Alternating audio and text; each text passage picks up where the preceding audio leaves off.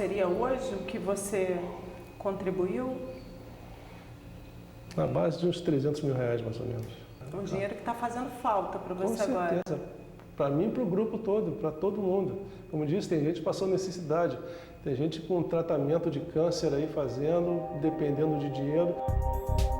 Pessoal, obrigado pela presença. Estamos aqui reunidos para falar primeiro sobre a criação do Comitê de Credores e também sobre a questão Aeros. Trabalhei na Varig de 82 até 2006, até o fim da Varig.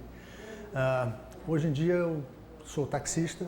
A minha vida, a minha família, sofreu um baque enorme, na minha saúde principalmente. Atualmente eu trabalho servindo quentinha, né? Eu faço quentinha para fora, trabalho com comida e da forma que eu estou tentando me reerguer. Eu perdi apartamento, perdi carro, perdi todos os bens por inadimplência. Olha a situação, eu entrei com 19 anos na Varig. Eu contribuo desde 19 anos.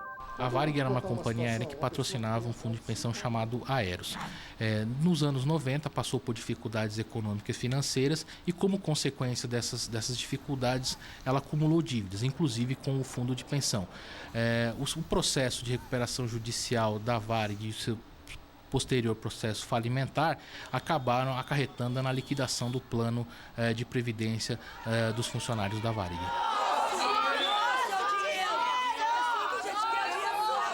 Eu, como aposentado, nós estamos numa situação meio diferente, porque nós estávamos recebendo e drasticamente foi cortado os nossos pagamentos. E só nós conseguimos ter o restabelecimento dessa situação quase que 10 anos depois. Conseguimos judicialmente em 2014 que a União fosse autuada e nos restabelecesse nossos salários que ganhávamos em 2006, atualizando ele para a situação atual. Este é um mundo onde nós tivemos alguns problemas muito pontuais, mas 99% dos fundos são rentáveis, são absolutamente seguros e estão cumprindo com o que prometeram. Vamos passear? Eu não vou passear. Vem, Meu nome é Elizabeth Neufeld, eu sou aposentada da Caixa Econômica há cerca de 15 anos e eu não sei o que seria da minha vida se eu não tivesse um fundo de pensão, tá? E para complementar a minha aposentadoria e me dar uma vida mais tranquila. A minha rotina é agitada, porque eu sou uma pessoa agitada. Então, eu acordo, não gosto de acordar cedo, então acordo no mínimo 8h30, 9 horas, por aí. Aí limpo aqui o jardim, molho minhas plantas, almoço, dou às vezes uma descansadinha, sento, leio um pouco, passeio com eles, os cachorros. Eu entrei na Caixa através de concurso, tá? E efetivamente no dia 2 de outubro de 78. Então essa é uma data assim muito cara para mim, porque eu realmente, quando fui para a Caixa, era uma empresa assim que a gente passava a amar, tá?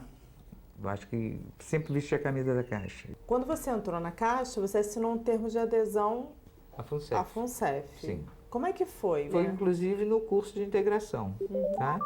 Porque ali eles nos falaram sobre as maravilhas que seriam, que a gente não teria preocupação depois que se aposentasse, que não era só o INSS que a gente receberia, que receberia o INSS e mais a complementação. Ninguém é obrigado a aderir a um fundo de pensão, como ninguém é obrigado a aderir a uma previdência privada. Fundos de pensão são planos de previdência privada que vieram para o Brasil através das empresas multinacionais que tinham essa cultura lá fora e que foram incorporados aqui no Brasil pelas grandes estatais, quando foram também criadas. A elite do funcionalismo brasileiro foi para essas grandes estatais e foram fazer cursos no exterior e perceberam que a previdência social, quer dizer, a previdência básica em qualquer nação, é uma previdência de aproximadamente 3 salários mínimos. Percebendo que no final da carreira eles estariam ganhando muito mais do que isso, eles pressionaram as direções das empresas estatais na sua criação para criarem os fundos de pensão, que são o que basicamente? São planos de previdência privada complementares ao INSS. temos, né, em participantes que contribuem em atividade aproximadamente 2.700.000 pessoas e um número aproximado de 800.000 aposentados e pensionistas. Os fundos de pensão funcionam da seguinte maneira: eles arrecadam contribuições dos seus participantes, essas contribuições são investidas no mercado financeiro para que elas possam lá na frente, cumpridas as carências que são determinadas no regulamento do plano, elas deem origem a uma aposentadoria vitalícia. Então, basicamente, o que os fundos de pensão têm que fazer? A gente chama de administração do passivo e do ativo. O passivo é você fazer os cálculos para saber quanto tempo a pessoa vai viver, se ela vai ser vítima de algum acidente durante o período em que está contribuindo, qual que é a probabilidade de falecimento ao longo do caminho. E a parte do ativo é você diversificar, aplicando em diferentes mercados, em diferentes setores da economia, para que você dilua o risco, para que lá na frente tenha condições de pagar aquela aposentadoria que foi projetada. Então, o salário que a gente tinha na ativa, quando a gente se aposentasse, a gente teria um salário similar, tá? E realmente foi o que aconteceu, acho que com todos nós, obviamente. E, então, todo mundo feliz e contente, né? Até que chegou, uns 4 anos atrás, mais ou menos, um grupo começou a ficar mais atento em algumas coisas. Você ficou com medo do quê? De que começasse a meter a mão no dinheiro da FUNCEF, tá? E que no fim estourasse a coisa entre a gente. Por quê? Porque no contrato que a gente assina com a FUNCEF, aquilo fica muito claro. E eu não sou contra, eu sou a favor disso. Se houver qualquer perda, qualquer problema que haja, inflacionário, isso e aquilo, nós ajudamos a pagar. Então nós temos que ser descontados para ajudar a cobrir o déficit que possa haver. E ajudar significa receber menos por mês. Lógico, lógico.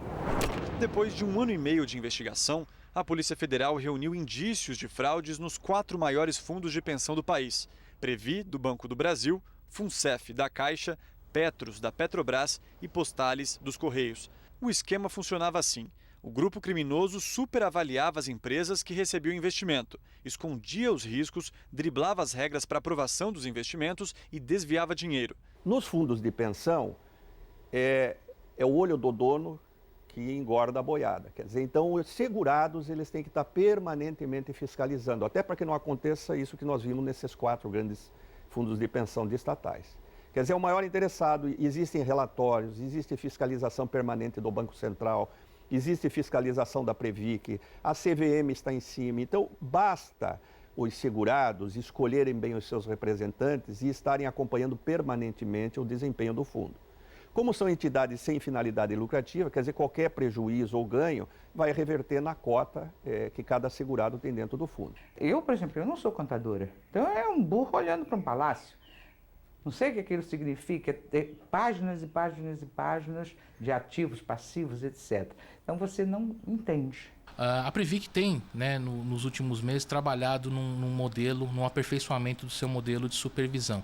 Tem desenvolvido ferramentas mais modernas no sentido de tornar-se mais preditivo e mais preventivo em relação a eventuais problemas, eventuais irregularidades nos fundos de pensão. Instituiu, por exemplo, uma central de inteligência, desenvolveu um modelo de supervisão que a gente chama de permanente, um acompanhamento mais próximo em relação aos fundos de pensão. São inúmeras variáveis que têm que ser acompanhadas rotineiramente e essas variáveis elas vão determinando, né, se o nível de aposentadoria vai ser cumprido, se o nível de contribuição é adequado, se a economia está respondendo no que diz respeito à rentabilidade dos investimentos, aquilo que foi inicialmente desenhado. Os fundos de pensão encaminham para a Previc informações em relação às informações contábeis e as informações de investimentos. A partir desses dados, a Previc faz análise dessas informações e a partir disso, eventualmente, é feito algum processo de supervisão na entidade. Existe uma regulamentação destinada aos fundos de pensão para que elas apresentem as informações tanto contábeis quanto as de investimentos para os seus participantes. Você acompanha com frequência os informes dos fundos que você tem? Não, eu acompanho mais assim, notícias de jornal, não vou me informar a fundo dos informes que eu recebo da Petros, porque eu não estou a fim de me preocupar. Nada disso vai mudar o meu plano para o futuro no momento, entendeu? Então, para não me preocupar, eu prefiro não me envolver.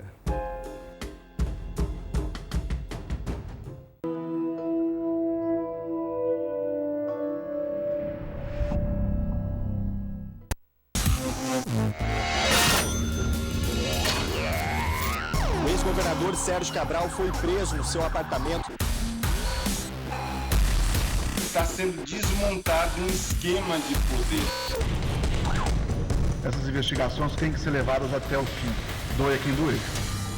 Vamos começar aí por essa prisão, crise econômica. É para mim? O governador Pezão, ele é afiliado político, ligado de forma umbilical com o Sérgio Cabral. Um outro recorde que a gente conseguiu estabelecer, 2 governadores presos no intervalo de menos de 24 horas. Um monte de gente que está roubando esse país para a gente ver alguém preso por conta de cheque cidadão. A propina ostentação, ela está no cerne da história da ascensão e queda do Sérgio Cabral.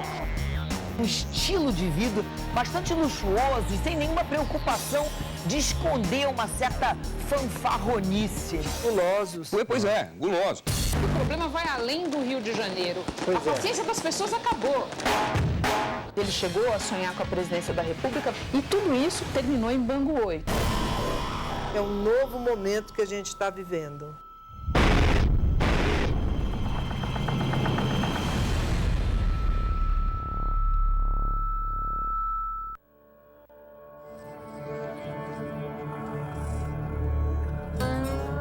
Acho que hoje morreu algo em mim.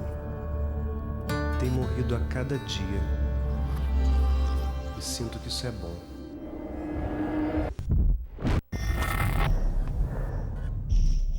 Foi descoberto o vírus da AIDS, ainda não tem cura. Acho que até hoje tive alguma espécie de esperança de que tudo fosse mentira ou erro de laboratório.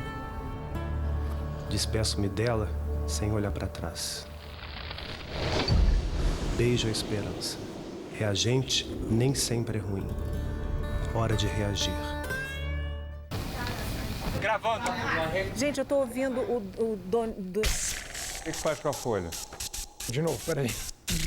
Eu sou o Jorge Pontual. Sandra Coutinho, Eliane Cantanhede, Guga Chakra, Thaís Herédia, e esse é o teste do Globo News em pauta. É Sérgio, né? Não pode faltar notícia, não pode faltar debate e não podem faltar as implicâncias dessa família. E é engraçado como a gente foi se conhecendo, essa interação. É um tititi. É um elenco heterogêneo. Legal é que todo mundo gosta muito de todo mundo. Não é nada fácil. Como é que é? Uma pessoa carismática, ultra simpática, que nem a Sandra Coutinho. A gente é gente fina, viu?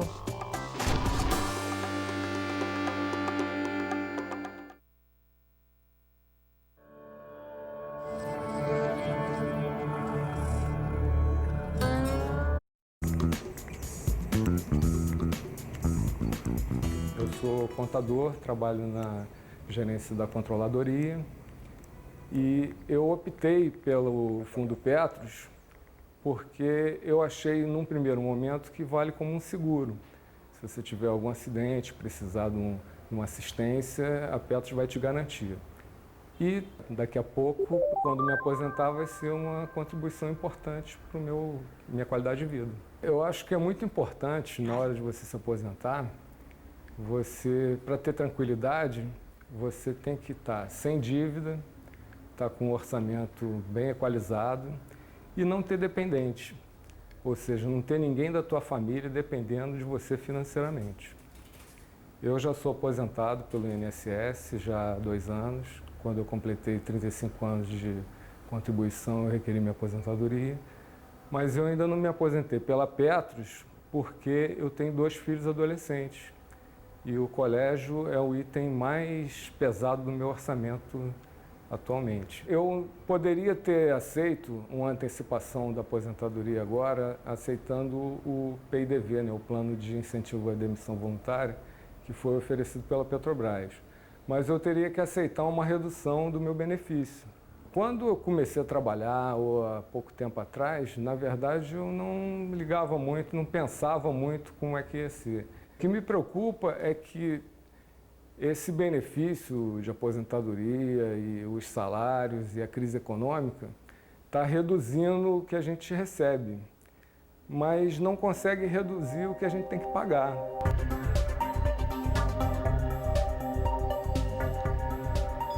Meu nome é Felipe, eu tenho 29 anos, estou em Furnas há quase 6 anos, 5 anos e meio, e desde que eu entrei na empresa, eu contribuo com um fundo de pensão que Furnas faz a contribuição, que é a Fundação Real Grandeza. Eu acho de extrema importância, em primeiro lugar, se preocupar com o futuro, ainda que seja um futuro bem de longo prazo, 30, 40 anos, porque atualmente as pessoas estão cada vez mais trabalhando, mas por conta aí da instabilidade política do país, notícias de reforma da Previdência, o jovem que está entrando no mercado de trabalho, ele está vindo mais preocupado com o fundo de pensão, com a previdência privada. No caso de Furnas, que é a empresa que eu trabalho, a empresa dá uma contrapartida com seu aporte no fundo de previdência, então é como se fosse um ganho de 100%, Eu aporto 10, a empresa vai lá e coloca 10 imediatamente. É sim a melhor forma, então, para você fazer uma poupança para a aposentadoria? Perfeitamente, porque veja bem, se a empresa oferece, normalmente as empresas oferecem 1 por 1. Se você não aceitar, você já deixou de ganhar 100%. Porque se você colocar lá R$100, a empresa vai colocar 100. Você já saiu ganhando 100%. Poupança de longo prazo tem um nome, é fundo de pensão, e por isso que as pessoas que têm a possibilidade de aderir, de ter na sua empresa, não podem pensar 2 vezes.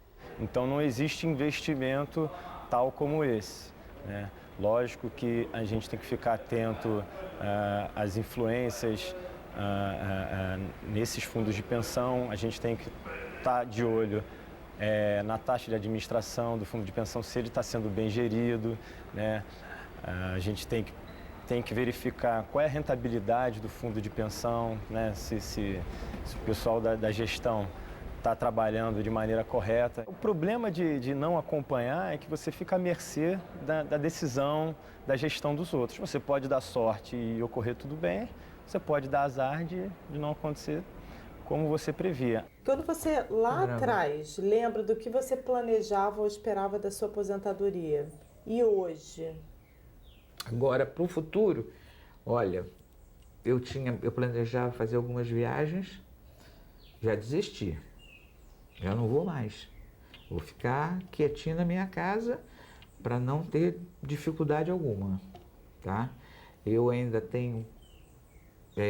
meu marido é falecido, também era da Caixa, que eu recebo pensão também, mas ele deixou uma irmã e um sobrinho que eu é que dou sustento para eles também.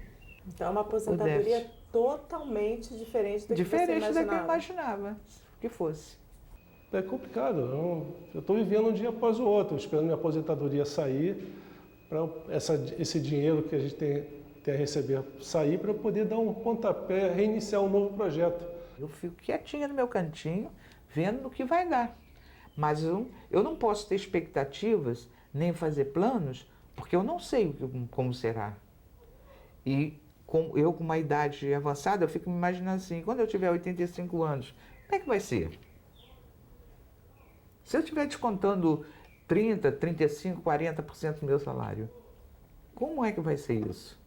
O mais importante é você adequar o teu orçamento, pensando em qualidade de vida, sem gastar com coisas desnecessárias. Eu ainda tenho 29 para 30 anos, vou contribuir ainda muitos anos para o fundo de pensão, e a gente está passando por esse momento político conturbado, que a gente escuta reformas na Previdência. Eu não conto com a Previdência do governo, eu prefiro não contar. Eu prefiro imaginar que eu não vou ter esse benefício quando eu me aposentar.